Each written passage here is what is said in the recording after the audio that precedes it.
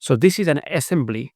If I use the as-built joint, so for the as-built joint, just choose the type, and for our look, because of the type of the assembly, we will choose the slider option. So for the slider, it's really important that you choose the component in order.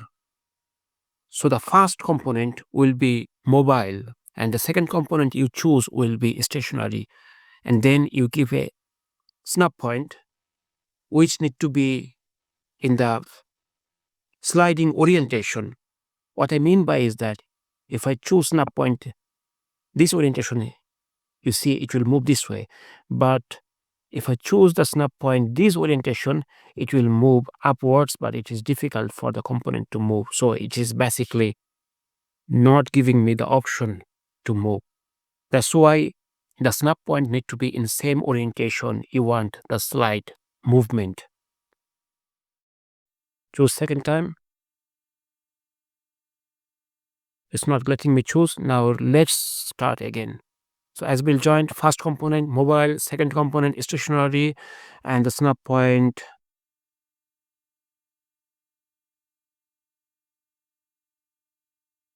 Then you give it a joint motion limit. So for the maximum, here you can see the arrow is pointing. If I just click it, so it's already moved 60 millimeter this orientation, and the minimum I just put it -60. So -60.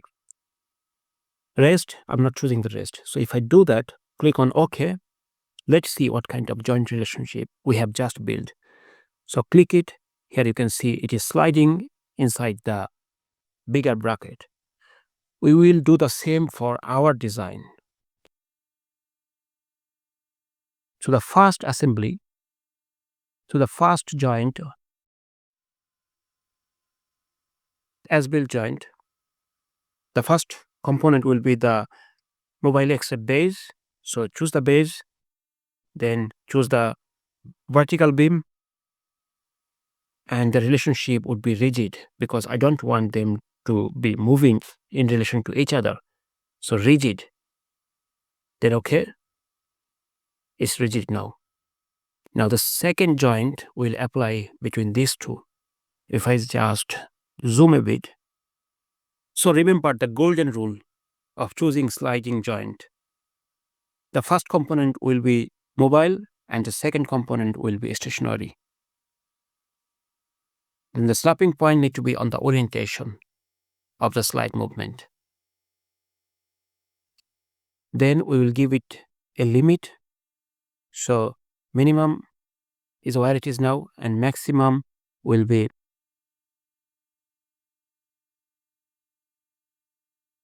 you just drag it, holding it and drag it.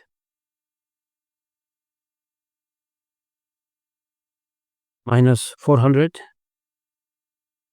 Let's see the right orientation. So we can give it some more.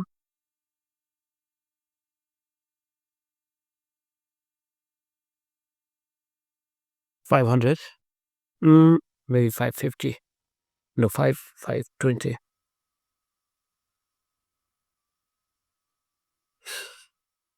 So the relationship has already been established. Let's try.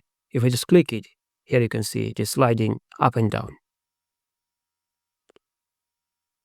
Let's build the second joint relationship. As-built joint again. So this one will be the stationary for this one in relation to the slider inside. Let's choose the first component inside. It's really difficult, so what I'll do is I will zoom in.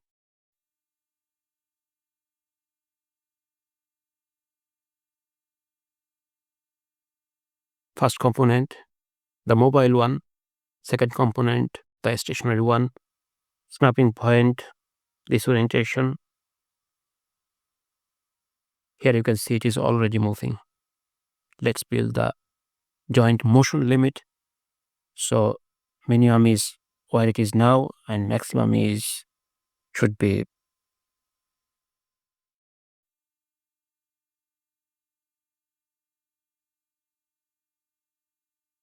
500. Okay, so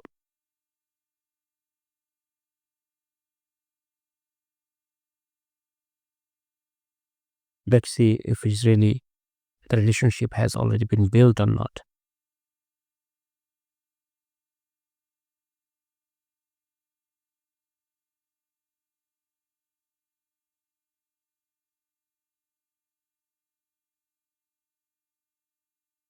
Yes. Now the second joint, same rule again. The first component will be mobile and second one will be stationary. So the first one and the second one, then the snapping point is the orientation of the movement. Here you can see the first one is moving. Now minimum is where it is now and maximum is too much, 500, 300, 300, and no resting. So preview. Okay, let's check it. Yes. Home location. Now the collimator need to be in joint as well. Collimator will be rigid, but if I choose rigid, the whole assembly will be rigid. That's why I need to build the minimum joint relationship. What I mean by is that I will show you. So it is slider. So if the first one is mobile and second one is stationary, then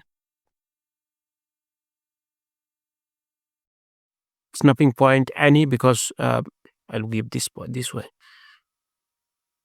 Okay. Now I'll give it minimum 0, maximum 0. So it will not move at all. If I do that, here you can see our joint relationship has been established and it is locating the collimator in relation to the bed in different angle and different orientation.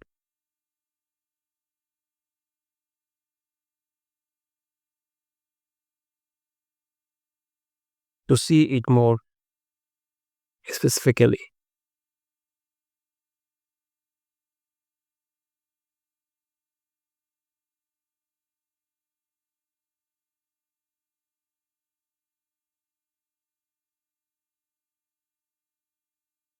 with different multiple views. So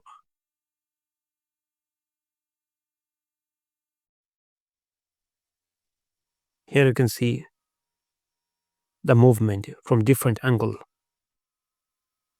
Let's make it a little bit more visible with a bigger screen. Here you can see the component is doing up and down, back and forth, sliding motion.